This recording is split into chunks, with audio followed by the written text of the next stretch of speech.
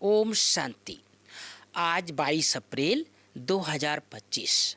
भाई बहनों, आज प्यारे बाबा की मुरली से प्रमुख प्रमुख 5 बातें। गीत बजा है, धीरज धर मनवा तेरे सुख के दिन आएंगे। पहली बात, मीठे बच्चे, तुम्हारा यह मोस्ट वैल्यूबल समय है। इसमें तुम बाप के पूरे पूरे मददगार बनो। मददगार बच्चे ही ऊंच पद पाते हैं। दूसरी बात, प्रश्न है, सर्विस एबल बच्चे कौन सी बहानेबाजी नहीं कर सकते? बाबा कह रहे हैं बच्चे बहानेबाजी नहीं करना है। और कौन से बच्चे विशेष नहीं कर सकते? जो सर्विसेबल बच्चे हैं।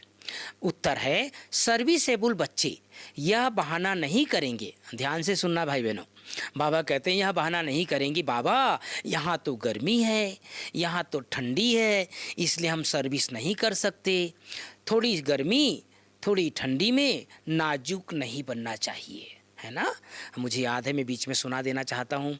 हम लोग यहाँ जब शुरू में जब ज्ञान सरोवर में आए तो उन दिनों 95-96 की बात है, बहुत ठंडी पड़ती थी माउंट आबू में, एकदम रात को भी और दिन में भी, सुबह भी। तो उन दिनों मनोहर दादी मुरली सुनाया करती थी। तो मनोहर दादी क्लास में कहती थी, ठंडी ठंडी है, ठंडी नहीं कहना है।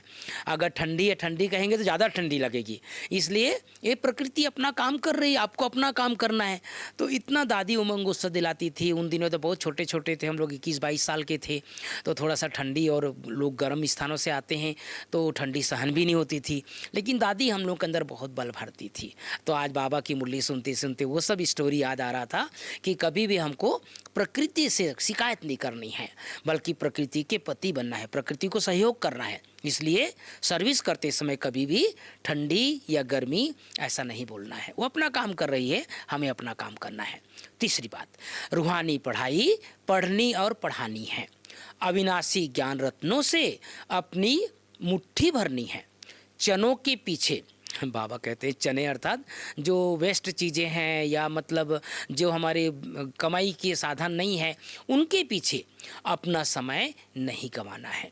चौथी बात, वरदान है, संकल्प को भी चेक कर व्यर्थ के खाते को समाप्त करने वाले श्रेष्ठ सेवाधारी भव।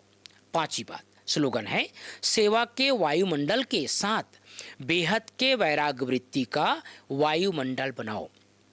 तो भाई बहनों, आज प्यारे बाबा ने हम सबको विशेष अंडरलाइन कराया है। समय कैसा भी हो, परिस्थिति कैसी भी हो, प्रकृति का वातावरण कैसे भी हो, हमें सेवा में बहानेबाजी नहीं करना है। हम तो देखते हैं कई बेचारे जो हिमाचल के लोग हैं, बहुत ठंडी है ना। अभी मैं कुछ दिन पहले भूटान गया था। वहाँ मतलब हम अप्रैल में गए थे तो भी -2 -3। तो हमने कहा यहाँ तो बहुत ठंडी है। तो वहाँ के भाई बहनों ने कहा, भैया अभी तो ठंडी समाप्ति की ओर है।